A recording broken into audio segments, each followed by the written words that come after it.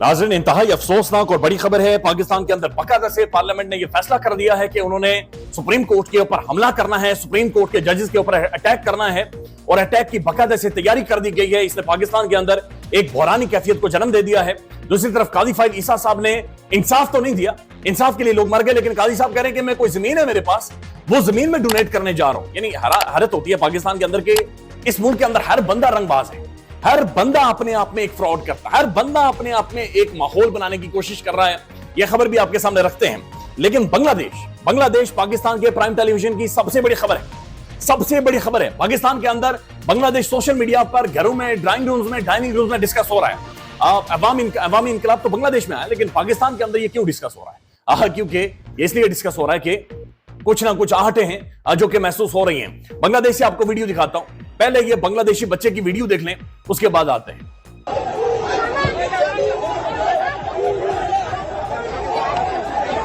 ये मासूम बच्चा है और ये वहां के जो ठुल्ले हैं, वहां के जो पुलिस है जिसने जुल्म किया, जिसने फस्तायत की इंतहा कर दी, जिसने 300 नौजवान मार दिए, जिसने 20,000 बंदा गिरफ्तार कर लिया है, ये वो बांग्लादेशी पुलिस वाले नहीं, पुलिस एक बड़ी मुअज़्ज़ज़ काबिल एहतराम नौकरी होती है। ये वो ठुल्ले हैं, ये वो लोग हैं जो असल में शाह से ज्यादा शाह के वफादार होते हैं।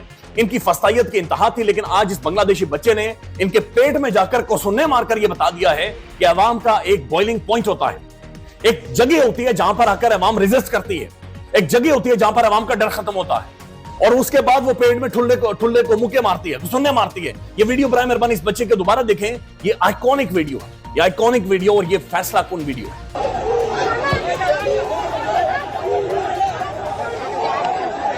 सिर्फ एक जुमला था और वो जुमला ये था कि हमने प्रोटेस्टर्स को कुचल देना है, कुचल देना है। ये अल्फाज शेख हसीना ने कहे कि हमने कुचल देना है, और उसके बाद तारीख गवाह है कि शेख हसीना वाजिद के बेडरूम की साड़ियां आज जब बांग्लादेश के अंदर अल्लाह दीता पहन रहा है, बांग्लादेश के अपने लोग पहन रहे हैं, और बांग्लादेश की जो शेख हसीना वाजिद जिसने अवाम को कुचलना था, उनकी पर्सनल बिलोंगिंग्स, उनके वार्डरोब की पर्सनल बिलोंगिंग्स अवाम ने दोनों हाथों में उठाई हुई हैं और वो बांग्लादेश की सड़कों पर घूम रहे हैं। माफ करिए अल्लाह ताला, अवाम फैसला कुन है, अवाम फैसला करती है, अवाम रियासत होती है, अवाम की राय मुकद्दम होती है, अवाम फैसला करती है। एक तरफ ना सिर्फ उन्होंने हसीना वाजिद को भगाया है, उसके बाद जो मिलिट्री के अंदर और बांग्लादेश की फौज के अंदर आज जो बहरूपिये बैठे हुए थे, जो जालिम बैठे हुए थे, उनके एहतसाब का भी वक्त शुरू हो गया है। यह खबर आ रही है कि major general Ziaul Hasan has been dismissed from his position in the Bangladeshi army.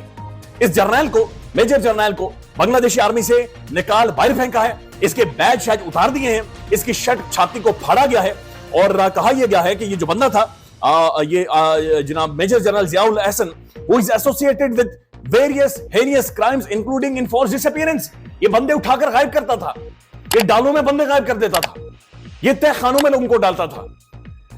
और उसके बाद कहते हैं कि जनाब इसने काफी सारे मर्डर्स भी किए हैं। लिहाजा बांग्लादेश के अंदर स्टूडेंट ये डिमांड कर रहे हैं कि फौज के अंदर वो सारी शख्सियात के लोग, बहरूपिये जिन्होंने लोग उठाए, लोगों पर जुल्म किया, गायब किए हैं, उन्हें मुल्क से बाहर नहीं जाने देना। और साथ साथ जो बांग्लादेशी स्टूडेंट्स हैं, उन्होंने वाज़ेह ये ऐलान कर दिया है, प्रेस कॉन्फ्रेंसेस की हैं कि जो फौज ये सोच रही है कि वो एक उबूरी सेटअप लेकर आएगी, उबूरी हुकूमत कायम कर देगी, फौज का जो उबूरी हुकूमत होगी उसे भी हम तस्लीम नहीं करेंगे, नहीं मानेंगे जब तक हमारी सोच के मुताबिक, हमारी मंतक के मुताबिक यहां पर अबूरी हुकूमत नहीं आती। बांग्लादेश एक टेस्ट केस बन गया है, बांग्लादेश एक मिसाल बन गया है, और मॉडर्न हिस्ट्री में, मॉडर्न तारीख में बांग्लादेश ने बहुत सारी चीजें बड़ी वाज़ेह कर दी हैं।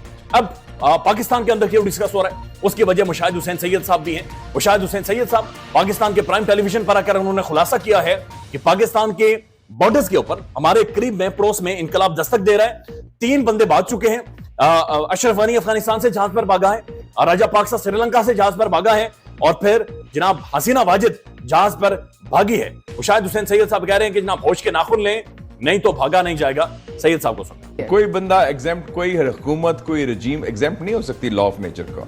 जहां जुल्म होता है, जहां ज्यादती होती है, वो हजरत अली का बड़ा अच्छा कॉल है कि कुफर की हुकूमत तो चल सकती है, जुल्म की बुनियाद पर हुकूमत नहीं चल सकती। अब इसी इंटरव्यू के दौरान मुशाहिद हुसैन सैयद साहब ये कहते हैं कि जिन ममालिक के अंदर 3 आर होते हैं, रिगिंग, रेजिस्टेंस और रिप्रेशन, 3 आर होते हैं, उस मुल्क के अंदर ऐसा इनकलाब आ जाएगा, कल आएगा या शाम को आएगा, लाजमी आता है। पाकिस्तान में बदतरीन रिगिंग हुई है, रिप्रेशन तो अभी तक जारी है, इंटरनेट बंद है और सारी चीजें बंद हैं, और रेजिस्टेंस यानी रेजिस्टेंस तो खैर छोड़ दें, फैशिज्म है जो कि इस मुल्क के अंदर मौजूद है। लेकिन अवाम ज़ाहिर है इस सारी चीज को रेजिस्ट कर रही है, अवाम सड़कों पर मौजूद है, प्रोटेस्ट कर रही है, लेकिन अभी तक ये लावा पक रहा है, और अगर ये लावा फटेगा तो यकीन माने कि शेख हसीना वाजिद फिर भी उसे जहाज में असर आ गया था, आज शायद नहीं आएगा। अब चीजों को जस्टिफाई नहीं कर सकते, और पाकिस्तान की पार्लियामेंट के अंदर बाकायदा से ये कंट्रोवर्शियल तरीन बिल है जो कि मंजूर करवा लिया गया है, और ये बाकायदा से अब लड़ाई का आगाज हो गया है। पार्लियामेंट और सुप्रीम कोर्ट आमने सामने आ गए हैं। पार्लियामेंट ने मुस्लिम लीग नून की हुकूमत ने एक दफा फिर सुप्रीम कोर्ट और सुप्रीम कोर्ट के मुअज़्ज़ज़ जजेस के ऊपर हमला कर दिया है। ये हमला है, ये लाइन है जो कि क्रॉस हो गई है। मखसूस निशस्तों का मामला था, और मखसूस निशस्तों पर हुकूमत एक कंट्रोवर्शियल तरीन बिल लेकर आई है, जहां पर 13 जजेस का मुत्तफिका फैसला, मेजॉरिटी फैसला, 8 जजेस ने तो क्लियर कट कह दिया, इवन 11 जजेस ने यह कहा था कि 13 जनवरी के काले फैसले की गलत तशरीह की गई है। उसके हवाले से एक बिल पार्लियामेंट के अंदर बाकायदा से जेलम से ताल्लुक रखने वाले एक शख्सियत लेकर आई है, पार्लियामेंटेरियन लेकर आई है, और उसके बाद उसे मंजूर कर लिया गया है। मखसूस निशस्तों से मुतालिक इलेक्शन एक्ट तरमीमी बिल कौमी असम्बली से मंजूर कर लिया गया है। इलेक्शन एक्ट तरमीमी बिल कौमी असम्बली से मंजूर, हुकूमत मखसूस निशस्तों का सुप्रीम कोर्ट का 12 जुलाई का फैसला गैर मुअस्सद करने की कोशिश है।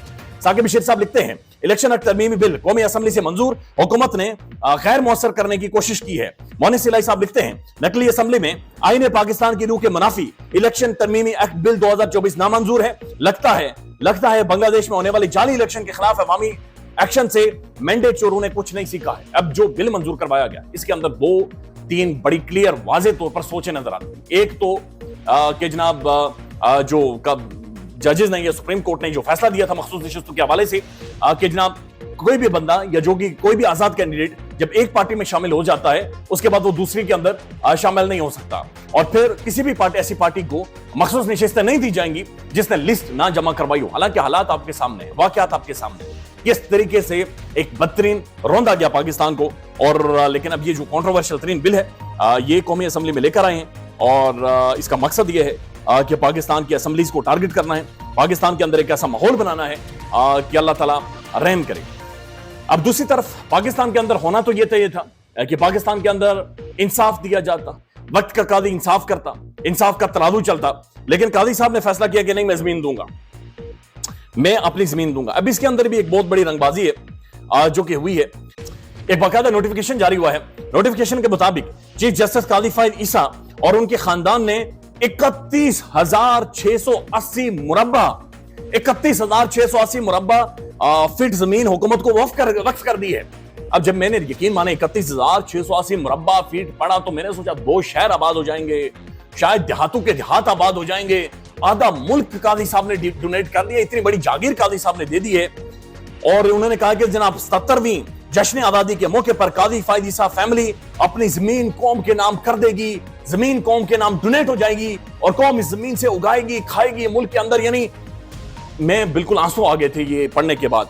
उसके बाद जाकर जब मिर्जा शहजाद अकबर साहब ने ट्वीट लिखा, उन्होंने कहा जनाब आखिर रंगबाजी है, ये 7 कनाल जमीन भी नहीं बनती, बल्कि 6 कनाल जमीन भी नहीं बनती।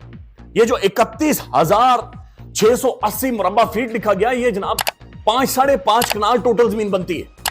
5-5.5 कनाल, यानी एक तरफ से आप बट्टा मारेंगे तो दूसरी तरफ जाकर लगेगा। और शहजाद अकबर साहब कह रहे हैं कि जनाब ये इतनी जमीन बनती है, इससे बेहतर होता कि जो बरतानिया के अंदर कादी फायद ईसा साहब और उनकी फैमिली के जो अपार्टमेंट्स हैं वो इस कौम के नाम कर देते, वो बेचकर शायद हमारे फॉरेन रिजर्व बढ़ जाते, शायद इस मुल्क के अंदर चीजें ठीक हो जाती। लेकिन कादी साहब ने इंसाफ देने के बजाय ये बेहतर समझा कि उन्होंने पाकिस्तानी आवाम को ये जनाब जमीन देनी है और इस जमीन के ऊपर हम लोग काश्तकारी करेंगे। अब इसके ऊपर किस्मत खान साहब लिखते हैं, चीफ जस्टिस कादी फायद ईसा की जानिब से कायद आजम रेजिडेंसी जियारत से मुल्हिका जमीन अतिया करने के चर्चे हैं। 2020 में उनकी जानिब से डिक्लेयर शुदा एहसासों की तफसील के मुताबिक जियारत में उनकी वजारती प्लाट का बड़ा हिस्सा तो पहले ही हुकूमत के गैर कानूनी कब्जे में था। क्या ये वही जमीन है हुकूमती कब्जे से कब वागजार हुई है? यानी कादी साहब ने 2020 में ये कहा था कि ये जनाब जो जमीन है ये हुकूमती कब्जे में है। अब कादी साहब कह रहे हैं कि मैं हुकूमत को डोनेट कर रहा हूं, रियासत को डोनेट कर रहा हूं। तो ये समझ नहीं आई कि ये हुकूमत के कब्जे में जो जमीन थी वो किस तरह से डोनेट हुई है और इसका क्या हुआ है। अब जो इकोनॉमी ऑफ पाकिस्तान ये ट्विटर अकाउंट है, ये लिखता है, Qazi Faez Isa donated 5.8 kanals of land in Ziarat to the government on Pakistan on its 77 anniversary. In Ziarat average land price is 14,000 रुपए पर कनाल। ये जो कादी साहब ने जमीन डोनेट की है, जिस जगह पर ये डोनेट की है, उसकी जो कीमत बनती है 14,000 रुपए कनाल इसकी कीमत बनती है।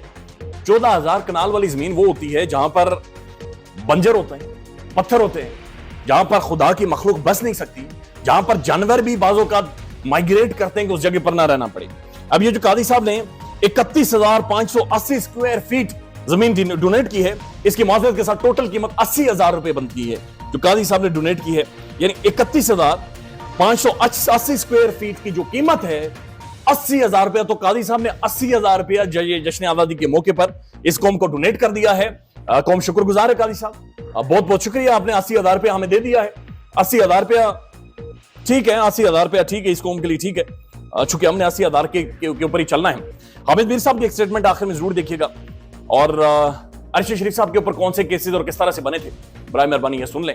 ख्याल रखिएगा, अल्लाह हाफिज। ये सवाल आप आपरा चौक में या लाहौर के माल रोड पे या कराची के तारुक रोड पे किसी बच्चे से पूछ लें कि अरशद शरीफ को जिन मुकदमात में मुलव्वस किया वो मुकदमात किसने बनाए थे, किसने करवाए थे। भाई मिलिट्री एस्टेब्लिशमेंट ने बनाए थे।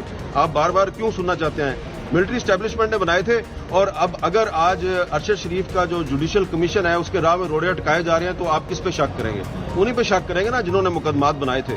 तो इसलिए अगर वो समझते हैं कि हामिद मीर जो है वो हमारा गलत नाम लेता है तो मुझे गलत साबित करें और जुडिशल कमीशन के क्याम के लिए यस कर दें आप।